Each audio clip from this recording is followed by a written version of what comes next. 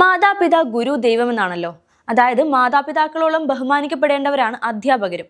ഓരോ വിദ്യാർത്ഥികളുടെയും ജീവിതത്തിന്റെ ദിശ നിർണ്ണയിക്കുന്നതിൽ അധ്യാപകരുടെ പങ്ക് തെല്ലും ചെറുതല്ല. എന്നാൽ ഇപ്പോഴത്തെ കാലത്ത് അധ്യാപകരും വിദ്യാർത്ഥികളും തമ്മിലുള്ള വഴിവിട്ട ബന്ധത്തിന്റെ നിരവധി കഥകളാണ് പുറത്തു വരുന്നത്.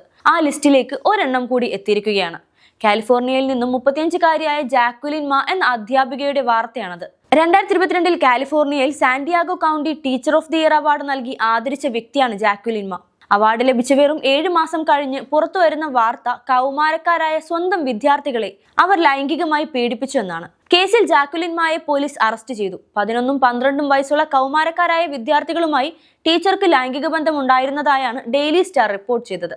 13-കാരനായ മകനുമായി ടീച്ചർക്കുള്ള ബന്ധത്തെക്കുറിച്ച് മാതാപിതാക്കൾ പരാതി നൽകിയതിനെ തുടർന്ന് നടത്തിയ അന്വേഷണത്തിലാണ് ടീച്ചർ അറസ്റ്റിലാകുന്നത്. പിന്നീട് ഇവർ ജാമ്യം ലഭിച്ച് പുറത്തിറങ്ങി. എന്നാൽ തൊട്ടടുത്ത ദിവസം മറ്റൊരു വിദ്യാർത്ഥിയോടൊപ്പം ടീച്ചറെ പോലീസ് അറസ്റ്റ് ചെയ്യുകയായിരുന്നു. ടീച്ചർക്ക് കുട്ടികളുടെ പോണോഗ്രഫിയുമായി ബന്ധമുണ്ടെന്നും പോലീസ് പറയുന്നു.